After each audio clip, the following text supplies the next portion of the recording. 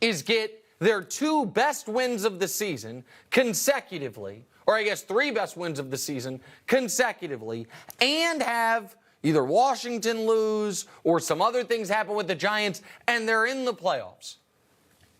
Great. First of all, it's not going to happen. I've never seen a collective media and fan base more convinced that something, just because something has moved up from 5% to 30%, does not mean we should treat 30%, which is what the Packers' playoff chances are. 538 has them at 26%. Football Outsiders has them at 36%. So let's just split the difference and call it about 30%. Just because something was a 1 in 20 shot and now is a little worse than a 1 in 3 shot does not mean we should treat the 1 in 3 shot like it's likely. It's not likely.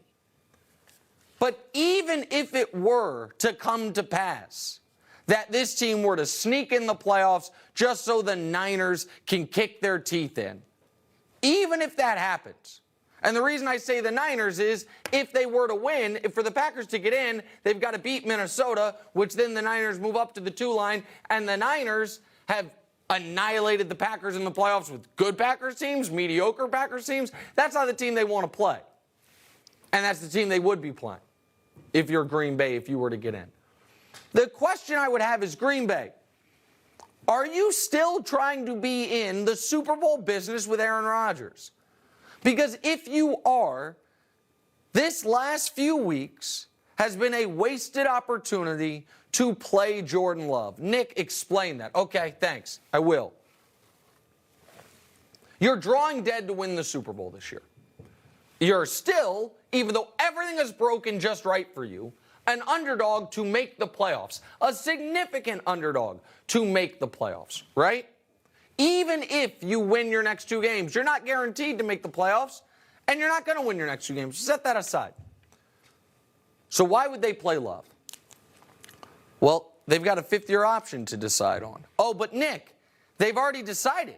They're picking it up. They're going to pick up the $20 million plus 5th-year option for Jordan Love. Okay, great. That won't help you while Rodgers is there. Agreed? Rodgers is going to be the guy playing quarterback. Do you not recognize that the opportunity you had when you lost 7 of 8 and your season was dead to play the young quarterback, who it's a weird spot what the Packers are trying to convince us, which is if we played Jordan Love, we'd be giving up on the season, but he's our future franchise quarterback, and we believe in it enough to have picked up the 5th-year option. It's so weird, but okay. If you played him the last few weeks and the next few weeks, give him a little mini season. First of all, if he's truly awful, then you say, okay, we're not picking up that option. But if he's good, you at the very least can have an honest conversation with yourself this offseason of how close are we next year with Rodgers? Do we want to quietly shop Aaron, or do we want to loudly shop Jordan so Aaron can get some reinforcements so next year we can actually contend?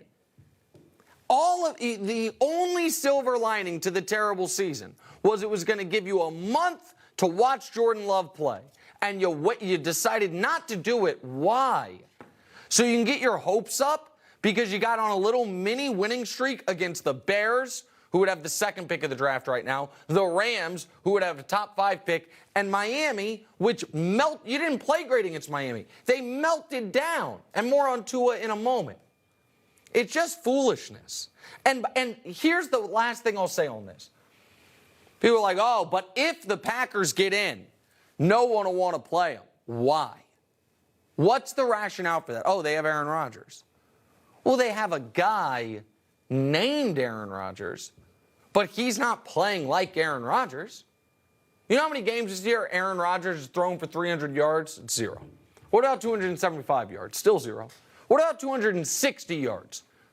Games with 260 yards passing. Yeah, that'd still be 0.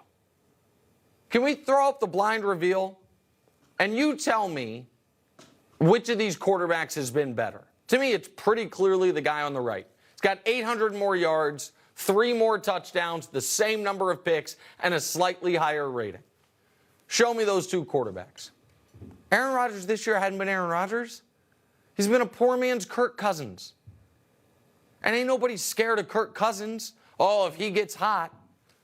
Y'all are hanging on to the idea that Rodgers, who, by the way, when he was winning league MVPs the last few years, was not a great playoff quarterback.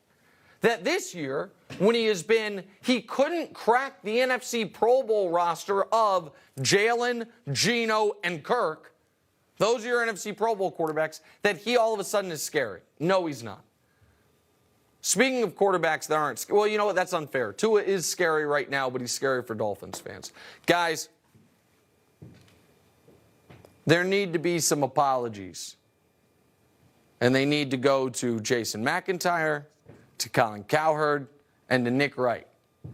And they need to come from other media members that demanded we give apologies to Tua.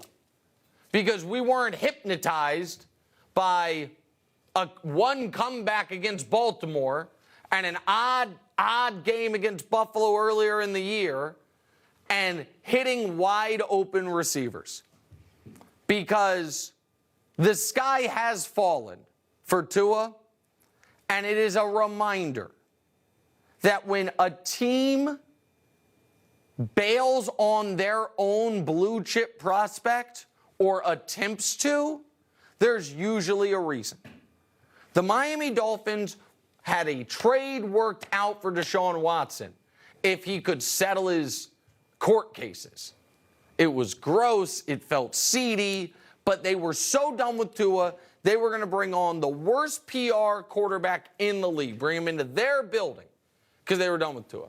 Then when that didn't work out, they engaged in a multi-week, if not month, tampering pursuit of a 44, soon-to-be 45-year-old quarterback. And then when that didn't work out, they were like, all right, I guess we're going to have to stick with the guy. What if we pay 125 cents on the dollar for Tyreek Hill, who is awesome, don't get me wrong, and give Tua the fastest pair of receivers in league history, give Tua, who I think is a brilliant offensive mind, in Mike McDaniel, can we then scotch tape this thing together? And the answer was for about 3 months. And now, as those answers to the tests are getting harder and harder, and it is not as much of a paint-by-numbers offense as teams start to figure things out, we are seeing that Tua is not up to the challenge. And it is so unbelievable to me that in a conference with Patrick Mahomes, Joe Burrow, Justin Herbert, Trevor Lawrence, Josh Allen, hell, throw in Lamar Jackson when he's healthy, and possibly Deshaun Watson if this is all just about rust as opposed to he's in a different phase of his career. That's 7 quarterbacks.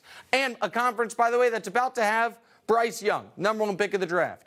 That people really pretended, oh yeah, Tua he can compete with those guys. He can go on the road and win multiple playoff games. The Dolphins are a real, no, they're not. And it turned really ugly with the Tuanon folks pretending he was reinventing the quarterback position. Oh, you guys don't understand how he moves defenses with his eyes. Yes, we do. Oh, you guys, he's doing the same stuff Mahomes did with Tyreek Hill. You guys weren't taking anything away from Mahomes. Yeah, because Mahomes is the most talented player any of us have ever seen, and Tua's Tua. And listen, I want the kid to succeed, and I hate doing this because he is so nice, and he has overcome some adversity.